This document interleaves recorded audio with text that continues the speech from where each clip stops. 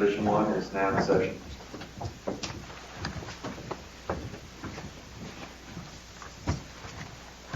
Please be seated.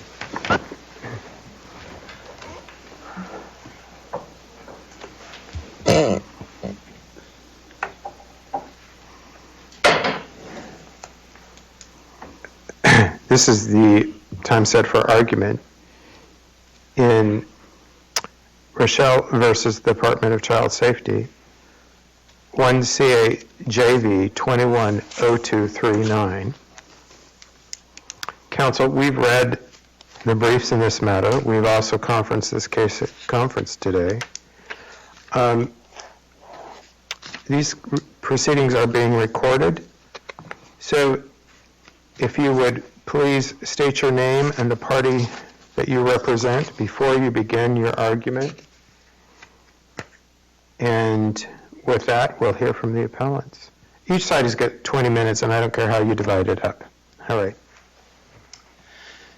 Good morning, Your Honors. David Eichner from the Pima County Public Defender's Office on behalf of the Amici Indigent Defense Agencies. And I'm going to take a couple minutes at the beginning before I turn it over to Ms. Hale for Raeschelle to go over some big picture constitutional and statutory issues. So sometimes it's a little tough to know where procedural due process begins and substantive due process ends. Santosky covers both procedural and substantive due process and talks about how to apply Matthews within it.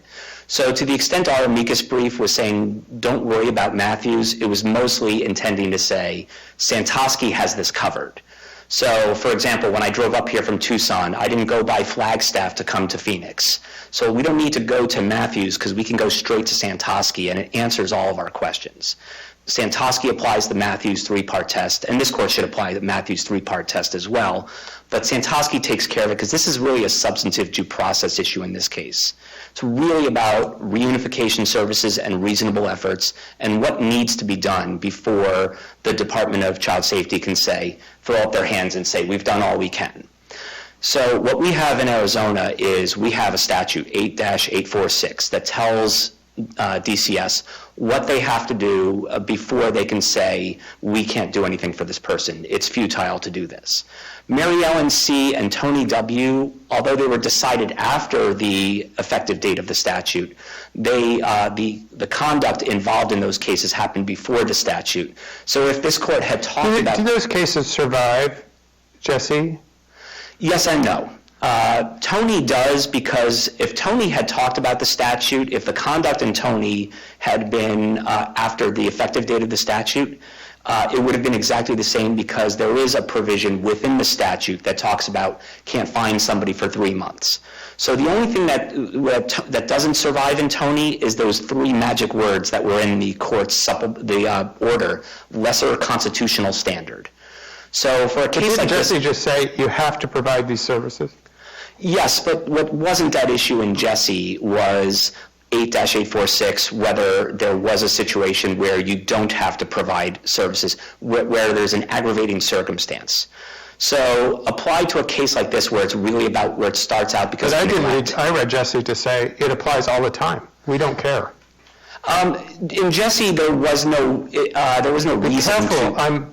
I'm throwing you a bone, yes, and I'm throwing you a softball. Hit it out of the park. But I think that if the court had looked at it from the perspective like a parent who disappeared for 20 years, how do you provide reunification services to a parent you can't find? And that was really what Tony was about. But isn't that the futility issue? Right. If you can't find them, it's futile. If you can't, right, and 8-846 talks about what futility means. So cases like Mary Ellen and Tony that are pre-statute don't know how to apply the statute yet because they didn't have it to apply. So what this court needs to do is revisit Mary Ellen and Tony, not overrule them, but revisit them to clarify. Or just say Jesse has overruled them. And Jesse, to the extent that there's inconsistency, because they are different issues, but to the extent there's inconsistency, Jesse has, in fact, overruled them. So to answer the court's question about neglect as well, if there is a lesser constitutional standard, neglect is such a vague term. It could apply to anything. So there's an aggravating circumstance for if the parent has committed a dangerous crime against children. Sometimes neglect can be child abuse that rises to the level of a Class 2 felony where it's 10 to 24 years in prison.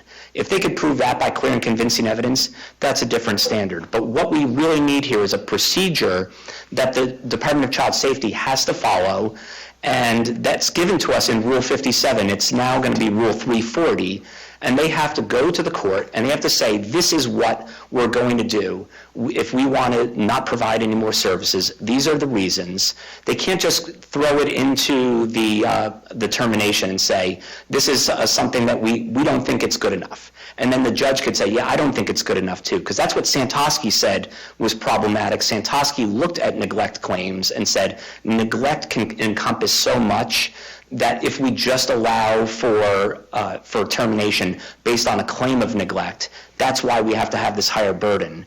And what happened in this case allows the government to terminate at a lesser standard without proving that they established any reasonable efforts at reunification services. And with that, I'd like to turn over the time to Ms. Hale.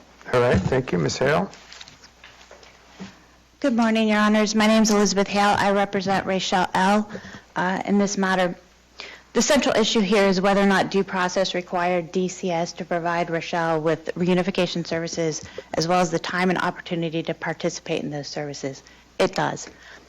The Jesse D case is directly relevant here. In Jesse D, the statute in Jesse D dealt with the incarceration statute did not have an explicit requirement for reunification services. Likewise, the neglect portion of the statute does not have an explicit requirement for reunification services. However, Jesse D very clearly stated that even where the statute is silent, reunification services are imperative. They're indicated. It's a constitutional right, and that right was established in Santosky. And I would like to make one note on Santosky. Santosky did not reach the issue as to whether or not neglect, in that case, reunification services had to be provided because they were already provided for in the New York statute. So Santosky didn't need to go there specifically. It does not say that even without the reunification services in the New York statute, we can bypass that, which is what DCS is trying to say here. So what if we assume that they needed to provide services?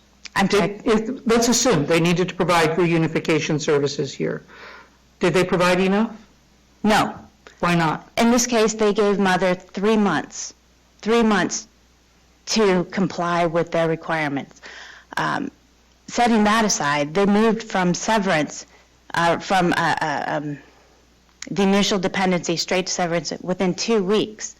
So for mother who has a long history of substance abuse, and 20 years. That. What's that? 20 years. 20 years, yeah. It's a long history of substance abuse, but she has other issues going on as well. There's a lot of health issues.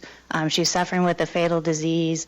She had family issues that didn't allow her to maybe form the best foundation for a life for her and her child. But to give somebody 3 months is not fair and reasonable, especially when they're dealing with these situations. Nonetheless, even though they moved for severance within 2 weeks, Raeschelle went and started doing those services, and she had, I believe, a month sober in those 3 months at the time of reunification. So she had a month sober with marijuana? Yes, with marijuana. But when I read the safety plan said that she had to refrain from using illegal substances. There was not a provision in there that specifically said she had to refrain from marijuana.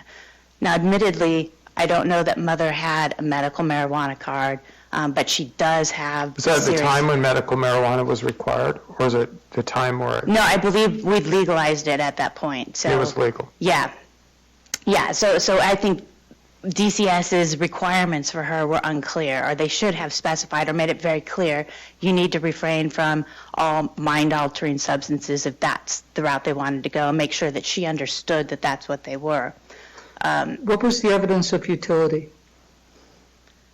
The judge said essentially that because she had this long history of substance abuse, that it was unlikely for her to get sober or remain sober. And that's a finding. Did DCS offer any evidence from any substance abuse counselor or anyone to establish that mother would not be able to recover or how long it would take? No, rather DCS admitted that she was sober at the time of the termination hearing, and she had been sober for a month. Can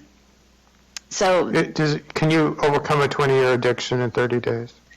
Well, Raeschelle is still sober today, last I talked, and Well, that's a factual finding that we don't have before us. yeah, I think I added that in, but irrespective of that, yes, you can. Does it happen all the time? No. But irrespective of that, DCS should have given her the time and opportunity to prove whether or not she could remain sober for a period of time, for a reasonable period of time. 3 months is not reasonable. The statute in B11 and 8... Well, what is reasonable? 4 months? How about 5? I mean, isn't this a discretionary call with the trial judge? No, I don't think that it is. I think the statute... Okay, well then, what is the time that we're supposed to give them? I think that the state should look to, and the court should look to, the statutory provisions which have severance at, it's B11, and it's severance at, I believe, 12 months and 15 months, but it's time and care severance terms. But irrespective of that... Is your argument that if they're not going to meet those timeframes with substance abuse, they should at least have more evidence that it's not going to work within those times? Yes. Yes, I think if you hit a time frame, hit one of those statutory time frames, a mother is not substantially compliant, then I think that there's grounds to move to severance. But if mother is substantially compliant and is making efforts and headway into her case plan, then I think continued reunification efforts are merited. In this case, we don't even have that, and even though she was sober. Not to interrupt, but for the 18-month, it has nothing to do with substantial compliance. It's whether you've remedied the situation, right? Right, exactly, but So my point is, with addiction, we have a bunch of cases that talk about the notion that the trial judge has the ability to ascertain whether or not the addiction is going to be overcome within a reasonable amount of time for the best interests of the child. I know that kind of blurs the two lines. right. But at the same time, why should this child be in foster care for a long period of time if the mother can't overcome a 20-year addiction in a reasonable amount of time? Well, we're not asking for the child to be in foster care for a indeterminate amount of time. There's statutory timeframes that we're asking the state to at least abide by, and then to follow the rule in 57 and have a hearing when one of those timeframes have been met. If mother is not compliant, then they can move to severance and put on the evidence of futility. So we're not asking the court to leave the child languishing in care. We're asking them to give her time and to hold a hearing to determine whether or not continued services would be futile. And I think that would be a case-by-case basis. You're going to have cases where parents come before the court and they've not shown up for 50% of their UAs. They've not shown sobriety for more than a couple of weeks at a time. And then you're going to have other cases where the parents maybe have 1 or 2 failed UAs in a period of a year. And that's where the court can look at those facts and make a determination based on a fact-by-fact basis. But 3 months with a 20-year a 20-year addiction history, 3 months is not reasonable. And all we're asking for is a fair process, for mother to have a fair chance to participate in services. And that is essentially what Mary C. said, is that there has to be time and opportunity for the parent to show compliance. Here, they literally moved for severance within 2 weeks. And I know mother was a little unwilling to provide UAs initially because she was angry, and I believe that is part of the record. But she did start complying, even though the state had already moved to sever her parental rights. And I think that's really relevant. There is a due process requirement here that the state needs to adhere to, and we're just asking that they follow it. Let me ask this then. Yeah. Would the 20-year history constitute reasonable grounds to believe the condition will continue for a prolonged or indeterminate period? Because the statute allows severance if there are reasonable grounds to believe that the condition will continue for a prolonged period or indeterminate period. I think that can be found after a fair amount of time has been provided to mother, because DCS should not be alleviated of their duty to provide reunification services. There has to be that period of time to give her the opportunity to show whether or not she can continue forward and maintain sobriety, or she's not going to maintain sobriety. But I think DCS has that requirement very explicitly in 846, where it says the DCS shall provide reunification services for children that come into care. It doesn't say that DCS can bypass those services based on neglect. The only time they can bypass those services is when an aggravating circumstance is found and proven by the court, and that hasn't happened in this case. And going to the issue as to whether or not a lesser constitutional standard applied in a neglect case, I don't believe that it does. As the Amici pointed out, that a lesser constitutional standard for neglect isn't relevant here. The only time that you can bypass the constitutional rights of parents is when an aggravating circumstance has been proven. And there's a clearly defined statutory scheme that we're just asking DCS to follow. One thing we haven't touched on, you've got a few minutes, but what level of scrutiny are we applying here in terms of determining how the statute works? Is it a strict scrutiny? Is it a lesser scrutiny?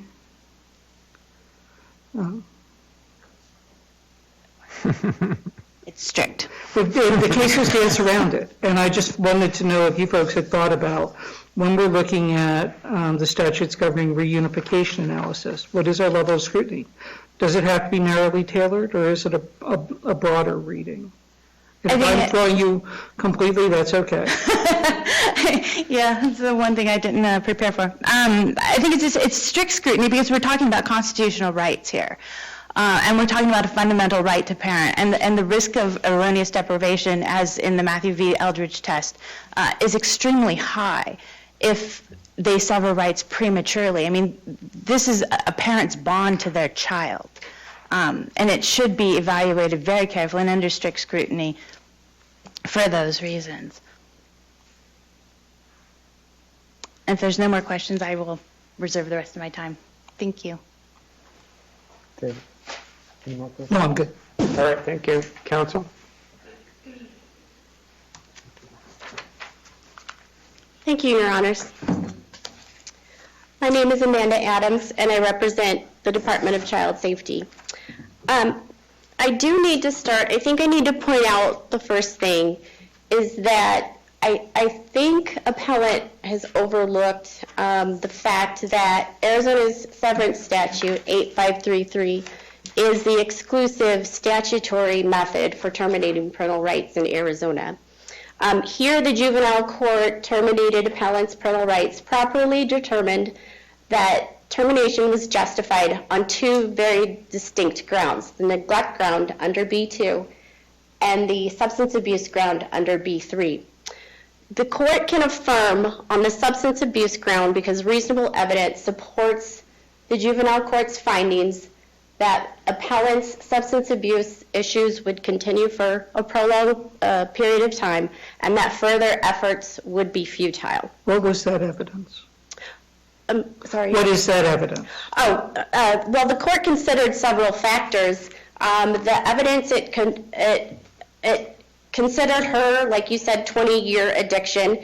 It considered her behaviors associated with that addiction, including never putting CB's needs above her own. She started abusing... No, we're not talking, we're talking about that her addiction would continue for a prolonged period. Certainly. The needs are separate. So what is the evidence the addiction should not be able to shake it? Oh, sorry, Your Honor.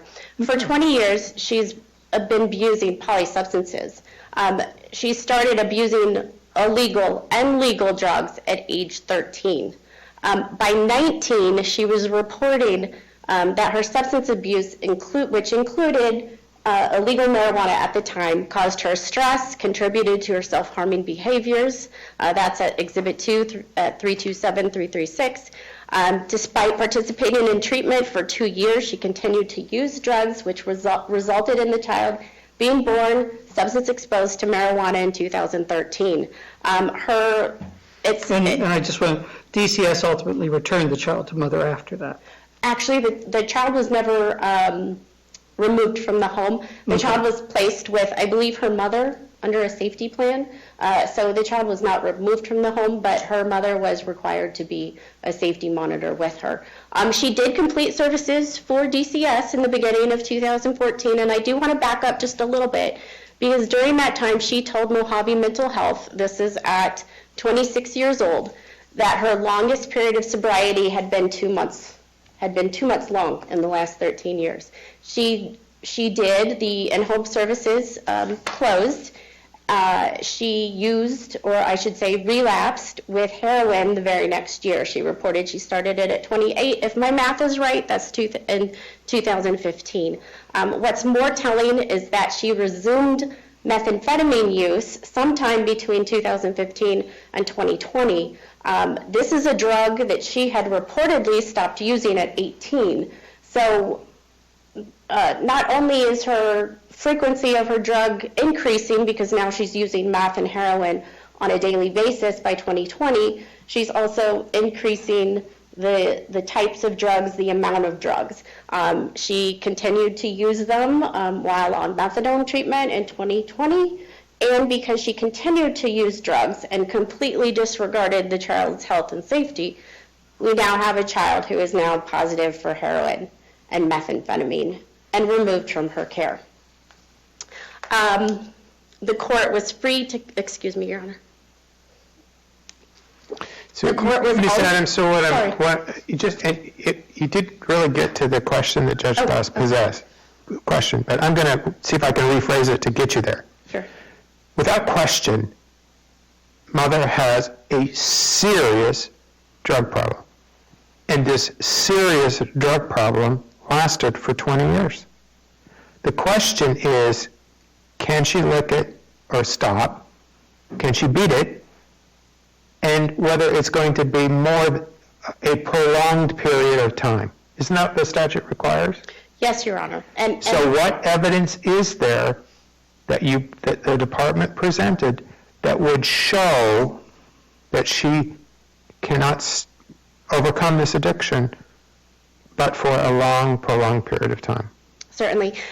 And not to go back to what I've already said, but I do need to point out that I think her history, and not just the history of her use, but her history of relapse, her history of not overcoming her 20-year addiction, not being able to rise above it despite having treatment, not just once, but now 2 times. And okay, now we have a child who is now come into care, and she tells DCS that I would rather sign my rights away than participate in a hair follicle. I mean, I think that's... Well, counsel, I'm going to pick at that a little because, Okay. and I've got to come back, I'm going to come back to that. But first, on the day we're sitting in court, did DCS have anyone who could testify as to mother's ability to kick the habit? Was there any evidence that mother could not kick the habit beyond what you've told us? There was no testimony. I think I heard you ask appellant's counsel. So we have, in essence, we just have her history to say that that's enough to sever. And the case manager testified. Did the case manager qualify as any kind of substance abuse expert? I don't... I don't think so either. No, what I was going to say is the case manager is an expert in terms of, they do have training regarding substance abuse issues. Could she testify? She is not like a substance abuse counselor for Mojave Mental Health, is what Or Teros or any other entity that could have provided a report even of that summary. And mother was in counseling at that point. She was, Your Honor. She And did. DCS could have asked them for that kind of information. Will mother be able to kick it, right? Yes, but the case manager did say that she was still concerned for mother's substance abuse and because she was still testing positive for marijuana, and she had only very recently tested. But as counsel's pointed out, and this is a challenge we have here, because mother was told not to use the illegal substances, and at that point marijuana was legal. She was, Your Honor, and Okay. the DCS, I didn't mean to cut you off, the DCS court report did say that one of the behaviors that needed to be changed was to not have illegal substances in the house. Wasn't one of DCS's other provisions, and this is where I'm going to pick a little, that mother would have supervised parenting time? Didn't they actually agree to that and get a court order to that effect? Yes, And they didn't provide that, did they? Not at first. not at first. And Mother didn't provide the hair follicle and the drug testing at first either, right? Because Mother wanted to see the child. That wasn't her reason for refusing the hair follicle. She refused the hair follicle pretty early on, said that she didn't want to take it, that she would rather sign her rights away.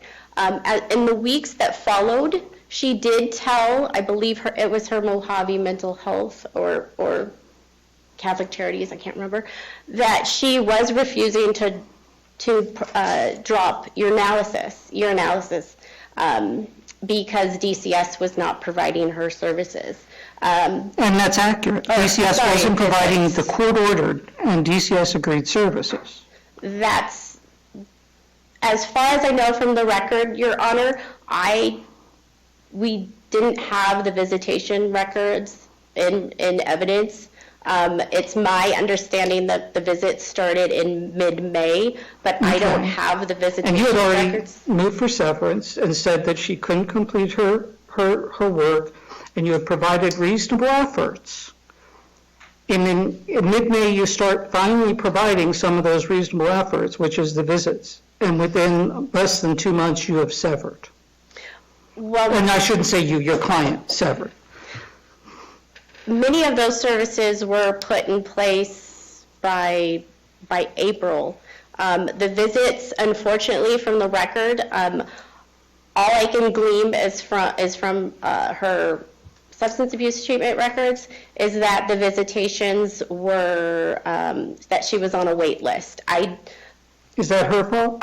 I'm not saying it's Mother's fault. I'm just saying So why that did we sever for something that she didn't do wrong?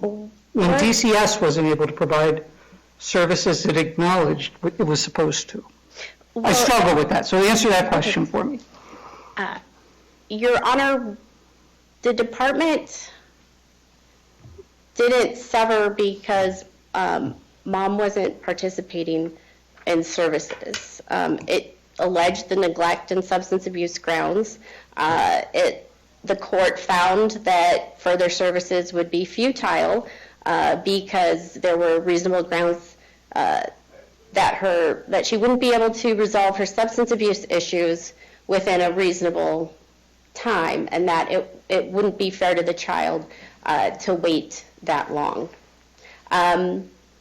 It's the department's position that reasonable evidence supports the court's futility finding, Your Honor.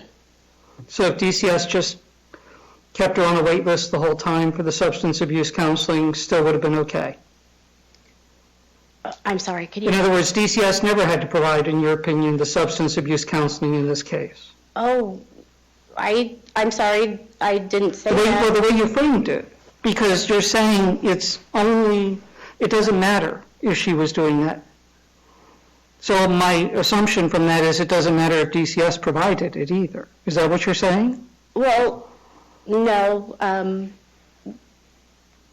What I'm saying is that there was reasonable evidence to support the court's finding that further services would be futile. The department did offer Mother services. I mean, there was a delay in visits, and the department would not fault Mother for that. It didn't move to sever it in a way to punish her at all, Your Honor. Ms. Adams, what did the department provide substance abuse counseling to Mother? I'm sorry, Your Honor. When did the department provide substance abuse counseling to Mother? In this case, Your Honor. This time, I realize you told us before that they'd done it It before. referred to her, she was referred, and I believe those services were in place between April 1st to April 14th. She did the assessment with Mojave Health on April 14th. And when did the department file their severance petition? It was on April 9th, Your Honor. So they made a referral for substance abuse on April 1st, and then a week later, they filed for severance. I'll say that the referral was probably made around March 19th. The services were in place by April 1st. Okay, so you made a referral, but nothing happened until April 1st. Yes. And then a week later, you file for termination. But within that 3 weeks, Your Honor, and I'm not trying to be coy, but within that 3 weeks, the child tested positive for heroin and methamphetamine. Mom said that she didn't want to participate in a hair follicle, that she would rather sign her rights away. And Mom was criminally charged with felony child abuse. And I understand all that. I guess my question in all of this refers to, there was a problem, it needed to be resolved, and did you give them services and the opportunity, and that's what we say for substance abuse. Yes. Provide services and the opportunity to fix the problem, Yes. right? We And did. I'm not sure a week is enough time to fix a 20-year problem. We provided the services. DCS under the substance abuse ground is required to make reasonable efforts to help the parent rehabilitate their substance abuse issue. It is not required to make futile efforts or efforts that don't have a reasonable prospect of success. And so the court, I'm not saying that DCS is not required to make services under the substance abuse ground. It is, they make efforts or the court makes a futility finding. Make efforts and allow them an opportunity. I mean, it makes, if you make, here's the services and we're having our termination hearing the next day, you would agree with me that's a problem? Yes, yes, it wouldn't happen that soon. The only thing I can think of, something horrific. Non-substance, Yes. I'm talking about Yes. substance abuse. Okay, true. Okay, so you file your petition on April 9th, and I'm just, when did the hearing take place? July 9th. July 9th.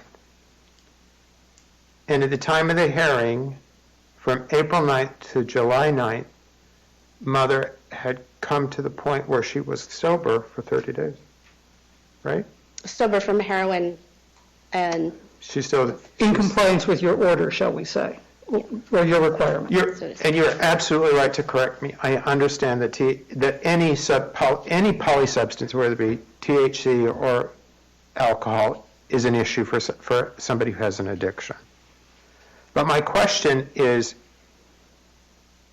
the department maintaining that time frame, April 9th to July, whenever it was, is sufficient amount of time to give mother the opportunity to fix a 20-year problem? it's not the time, it's not a sufficient time and opportunity, but that is because the court made the futility finding. So I would concede that that's not a sufficient amount of time if we did not have that futility finding. No, but the department has to prove the futility. So what, beyond mother's history, what evidence did the department offer of futility? Because it seems to me it's troublesome to say history is enough. There are a lot of people with a history who don't currently use. So what's the evidence of futility beyond the history?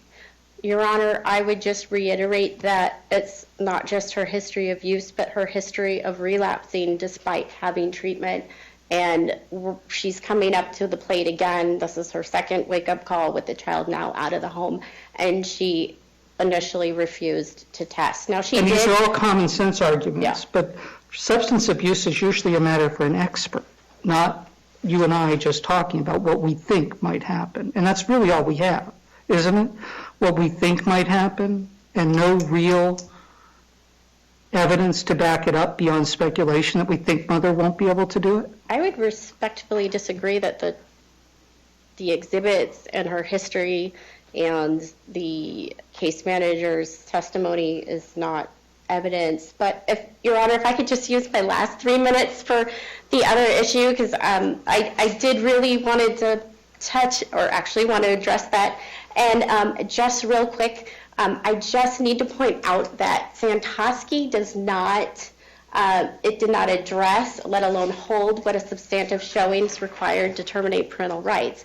It only held that procedural due process requires a court to find the statutory elements of parental unfitness as defined by our state legislature by clear and convincing evidence, as recognized by Alma S.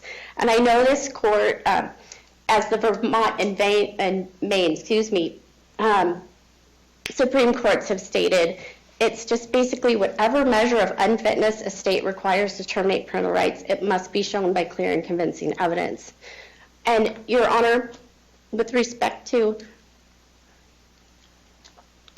Jesse D., I don't believe that that applies to the neglect ground. The requirement in that case arose... You know, and I'm not being defensive because I was the author of Jesse here. I'm not being defensive at all. But they didn't just say it that it was limited to that ground. They said it and painted it with a very broad brush, right? Well, to the extent that they cite to Santosky, the duty to provide reunification services under B4 is a constitutional duty under Santosky. I believe it only, as far as procedural due process, requires the juvenile court to find parental unfitness by clear and convincing evidence, which now, under the length of sentence ground, requires a finding that DCS has taken reasonable steps to help a parent maintain that parent-child bond with their child, if they choose to. The neglect ground, unlike the length of sentence ground, is not forward-looking. It's written in the past tense. It only requires the juvenile court to find that a parent has neglected a child.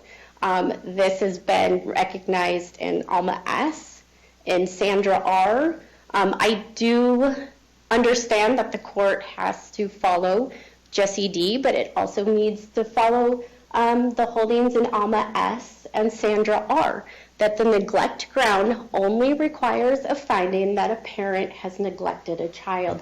There is no forward-looking requirement asking if a parent's going to neglect a child in the near future, with the exception of Sandra R., if they're going to extrapolate that abuse or neglect to, say, a sibling. All right, thank you very much, Ms. Adams. Thank you. Counsel? Yes, Your Honor, thank you. Oops, sorry. Just a couple of things. We don't deny that mother has a long history of substance abuse. However, Jesse D. makes it very clear that DCS is required to provide reunification services, and they're required to give them time and opportunity to participate in those services. And I'd like to direct this court to the Matthews test. I think the Matthews test can be used to determine whether or not the services that were provided were sufficient and whether or not the risk of erroneous definition. It goes back to the question I asked you earlier, and that is the notion that when we're looking at futility, aren't we looking at the opportunity, have they had the opportunity in the past, and that the whole argument is, can she overcome this in a reasonable amount of time? Correct. And it's a 20-year history where she hasn't been very successful in previous attempts. Yes, she has a 20-year history, but that doesn't mean she has a 20-year future. And so DCS, to that end, that's DCS's job in this case. When they remove a child, they have to provide those reunification services and at least give the parent a chance, a fair and reasonable opportunity to participate before they move directly to futility. There are cases of people who have recovered from 20-year histories, given the time and opportunity to do so. Whether or not that can happen in this case, I don't know. But again, DCS has a statutory duty, and they have to abide by that duty. And isn't that the challenge? It's this case that matters, not what most cases. And don't we need somebody to tell us that this mother, not some mother, or some speculative group of people, but that this mother isn't going to be able to overcome? Yes. And that the efforts would be futile, as opposed to, gee, as a general rule, Probably not a bright future, but it doesn't mean this mother can't. I think, yes, to that end, DCS, this court should give Raeschelle the opportunity and the chance to participate in services in a fair amount of time. And once that time has passed and she's shown that she either can or she can't, then we have a finding that this mother can or cannot overcome her 20-year addiction. But she was never given that chance. They gave her 2 weeks. 2 Well, weeks. April 9th to July, whatever the hearing was. Right, well, 3 months total, but 2 weeks before they moved to severance. And so to decide that it's futile straight out of the gate very quickly, which you move to severance because you believe it's futile or you have sufficient grounds, to decide that so quickly does not give her the fair and reasonable chance to Does the participate in fact that she was services. clean for a month also betray the idea of futile? Yes, So we've got maybe a month and a half of treatment, and within a month and a half of treatment, I think if I'm using April to May, she's clean yes. within a month and a half, and in compliance with their order. I understand she was using marijuana, but that actually was compliant. Right. Yes, so we have a parent that is compliant, yet they severed her rights anyways. And the court noted, in fact, the court commended her at length on her sobriety, and then turned around and severed her parental rights because, as the court said, it was futile, even though she was showing compliance and she was showing sobriety. We're just asking that she gets that chance and that opportunity. And I think Jessie D. requires that they give her the fair opportunity and a fair chance to show. The child at this point is in a safe home out of mother's care. DCS, to that extent, their parents' patriae interest is satisfied because the child is safe. But giving mother the chance to participate in reunification services will also satisfy the due process requirements under Santesky and Jessie D. And with that, I'm out of time. All right, thank you very much. Thank you, Your Honor. The case is deemed submitted. We'll issue a decision in due course. Thank you.